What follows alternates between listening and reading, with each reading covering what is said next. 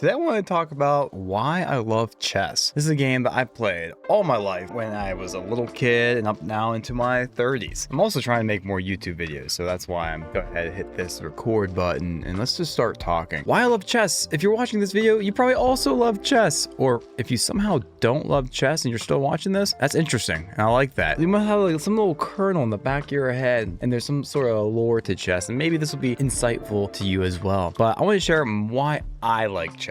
Why do I love chess and why do I still play it throughout my life? And that's the thing. One of the things that's interesting about chess is I almost treat it like a video game. I've been streaming chess for now like 7 months, and in the past decade or two, I've been playing chess a lot on my computer and my phone. So at this point, chess doesn't even seem like a board game to me. I think everyone would agree when you say chess, you would assume that it's a board game. But now that I'm thinking about that, maybe people wouldn't consider chess a board game because they probably see a lot of chess content on YouTube, TikTok, Instagram, whatever. 2026, chess is a video game, not a board game. Hot take.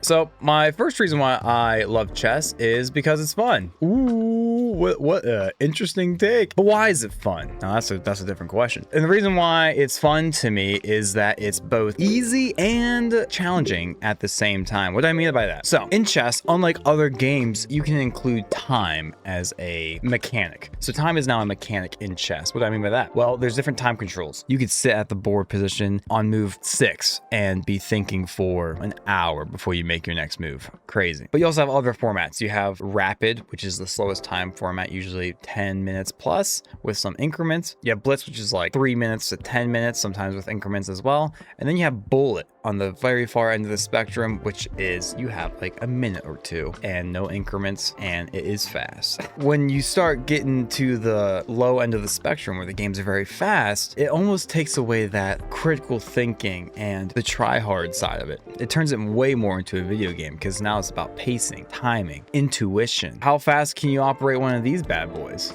The clicking and dragging, almost like an FPS. That's how quick you have to do some of these. I play this one fella, his name is EN Griffin Author, and he is one of our in-house 26, maybe even 2700 rated bullet players on my stream. And he'll challenge me to these, what I would consider hyper bullet. He starts the game with 10 seconds. He's just so quick. I cannot physically move my pieces fast enough. I'm going to lose time. But it makes chess in a sense easy because it kind of takes away, if you have no chess knowledge, you can just make really quick moves and that's it. And you're losing all your pieces. And if you were to pause the game at any point and then all of a sudden give each other an hour to make the rest of your moves, and you're in a horrible position with, minus 13 points of material. You lost your queen, both your rooks, and you have a king and a few pawns left, and your opponent still has all their pieces, you're going to lose that 10 times out of 10. But with hyper bullet, faster time formats, that's not a factor. You can win the game with a king and a pawn, but your opponent lost because their 10 seconds ran out. It gamifies it. It makes the game somewhat easier as if you're playing with a similar rated player. And chess can also be hard at the same time. You can literally analyze every move of every position in the opening, the middle game, and the end game. And it's up to you to decide when you want to really take a moment to pause and lock in and really figure out what the best move in this position is. And that's why I like chess, because chess, when I say it's both easy and hard at the same time, what I'm talking about is myself, as the player, get to choose when you want to make the game easy or hard. You can play a blitz game, a 5-minute game, or a 10-minute game, a rapid game, or even a class. You can play every version of this game, every time control of this game of chess, either in an easy capacity or a hard capacity. You could choose if you want to spend 10 minutes on every individual move, or if you just want to neglect the clock, you have 15 minutes on your clock, but you're taking 2 seconds to make each move. That choice is your decision. So chess being both easy and hard at the same time, it just comes down, that's like the player's choice. That's our choice. And whatever mood you happen to be in, it lets you make that choice. If you're playing a slower format game and you're playing it like a bullet game, you can do that. Are you going to win? You might still win. Don't get me wrong. It's just so neat that like you still have the ability to win slower format games by playing it as a bullet or a blitz game. You can make those quick moves, and if your mood changes sometime throughout the match, throughout the game, you can change. You can start slowing down. Maybe you built up time advantage against your opponent. Hey, I'm gonna slow down. I have a slightly better position. I don't want to squander this. Let me take some time. Let me find the best move down. I'm sure this is not a concept that's exclusive to chess. Like if I think about a game such as League of Legends can be the same way. You have a beginning, middle, and end game. You pop into a game of League of Legends in your home base, you grab an item or two, and then you go to whatever lane position that you're in. And the opening is all about getting your gold up and really focusing on getting your last hits on your minions. Every minion you eliminate is gold in your pocket. And now you could turn this game into easy mode and just attack willy-nilly, but then you wouldn't be getting that gold that would then transfer into buying more items, making your character stronger. But if you flip the switch and say, hey, I want to make sure I can hit every minion last, all of a sudden you have a bigger pocket. But that was a mental switch that you had to turn on. So it's not a concept that's exclusive to chess, but it's one that I like to take note of and one that I appreciate, and something that I kind of notice in other games. What is your favorite game that you play right now, the one that you spend the most time on? Let me know in the comments. Do you have the ability to make that same mental switch in your game? Does your game offer that to you as a player? Can you turn your game into easy or hard mode? My last example of this would be, I recently beat Hades on my Switch. I could be very meticulous, and when I clear each stage, to make the right choice, which door am I going to enter through next? Am I going to take each room slower to take less damage, take less hits, and be more tactful? Or am I just going to bum rush this, and I don't care if I lose 20 or 30 health, I'm just going to fire, slash, and just enjoy the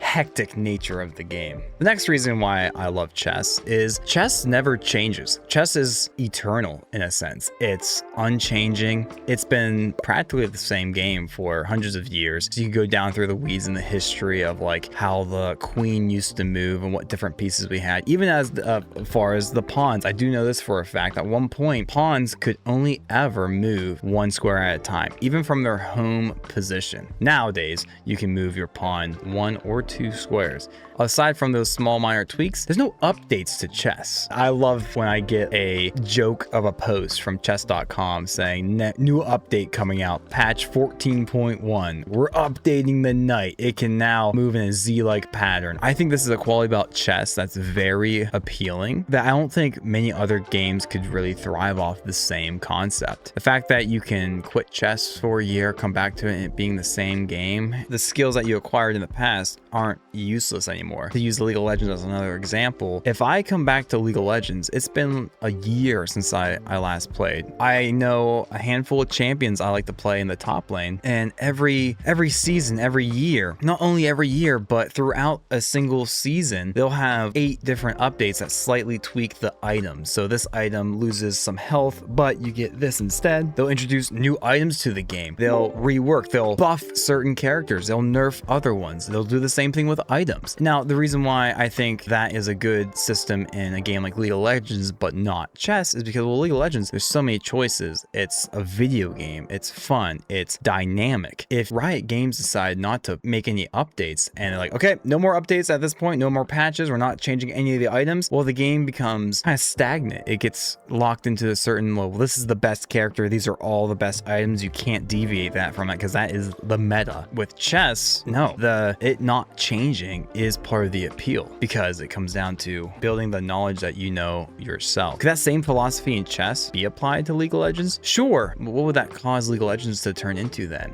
The solved game? Maybe not necessarily. There's still a lot of variables, even if you locked up the not buffing and nerfing certain characters, but then half the characters would be unplayable. You don't get the opportunity to kind of rotate it out and keep the game fresh. But keeping the game fresh is good for League of Legends and games of that nature. Why wouldn't keeping the game fresh in chess also be good? I don't even think I have an answer for that question. It's a good thing to wonder, and maybe you guys have some ideas or thoughts about that in the comments. I'd be happy to read those down below. To this point, I wrote, the time that I put into chess never seems wasted. When you learn something new in chess, you don't need to worry about it becoming irrelevant, such as other games where updates and patches can alter the strength of your character / rule. So you learn how to checkmate with a king and queen. You don't have to worry about an update coming out or a patch that alters the way you checkmate with a king and a queen. That knowledge that you learned, that stays in here, and you can use that for the next 10,000 games that you play. The next reason why I like chess so much is it feels good to be good at chess,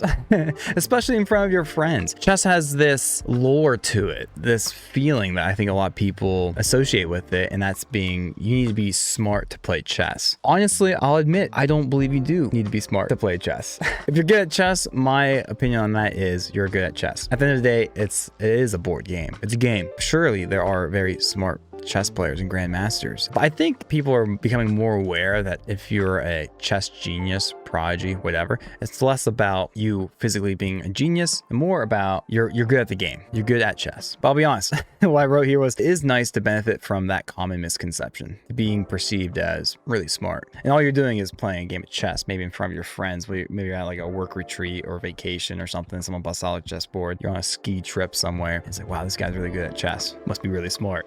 It's a cool feeling. As the chess player, I like that. But realistically, I know I'm not particularly smart. I'm just decent at chess. And the last reason that I wrote down here on my little nifty script, it's the perfect game to stream. I got into streaming this year about 7 months ago, in January 2026. I learned really quickly that it was one of the few games that allowed me to stay engaged with you guys, our chat, our community, because it being a turn-based strategy game, I have time after I make my move. Now it's my opponent's move. I can come back over here and read your chats, read your messages, engage with you, have a conversation. With other games, if I was to, to use League of Legends as an example again, don't know why. I guess I put some hours in that game. I'd be over here, I'd be looking, clicking, making sure I'm making the best plays and last hitting my minions. Even Rocket League. I've been playing a lot of Rocket League. It's very hard. Rocket League is a very fast-paced game, and I literally just can't read chat. In conclusion, chess is a game that I love because it is fun. It's a game where you get to decide when you want to take it easy or try hard. It's a game that has this allure to it, this perception that makes you seem like you're smarter than everybody else. And lastly, it's a great game to share with others. And in my case, and the way I share it with others is on my stream. But why do you like chess so much? Let me know down in the comments below and I'll get back to you. I will see you guys in the next video. And if you want to join us on stream for some chess with viewers, I play chess almost every day, Monday through Friday, 7 to 9 p.m. Eastern. That's when I'm live on both YouTube and Twitch. Come check us out and I'll see you in the next video. Love you guys. Peace. Bye.